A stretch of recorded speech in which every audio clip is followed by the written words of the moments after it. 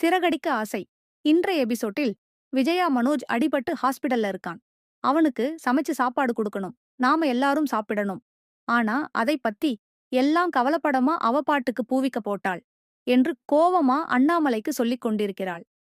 ஏதோ பொறுப்பானவென்று சொன்னீங்க, இதுதானா அவளின்ற பொறுப்பு? இவளால நாமெல்லாம் பட்டினியா கிடக்கணுமா என்று கோபப்படுகிறார். பிறகு முத்துவையும் கூட பிறந்தவனுக்கு என்ன நடந்ததுன்னு ஏதும் கவலைப்படுறானோ என்று அவனையும் பேசுறாள். பின் அண்ணாமலை எல்லாம் முடிஞ்சுதா இல்ல வேற ஏதும் இருக்கா என்றுட்டு விஜயவா அழைத்துக் கொண்டு போய் மீனா சமைச்சு வச்ச சாப்பாட்டை எல்லாம் காட்டிறார். அத பார்த்த விஜயா எதுவும் கதைக்காமல் அமைதியாக இருக்கிறார். அதைத் தொடர்ந்து அண்ணாமலை முதல்ல என்ன நடந்ததுன்னு பாத்திட்டு கதை என்றார்.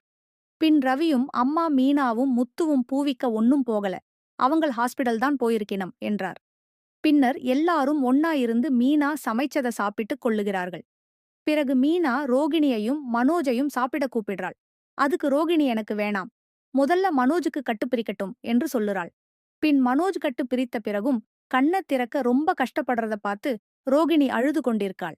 இறுதியில மனோஜ் கண்ண திறந்து எனக்கெல்லாம் வடிவா தெரியுது என்கிறான். அத பார்த்து எல்லாரும் சந்தோஷத்தில் அழுகிறார்கள். இதுதான் இன்றைய எபிசோட்.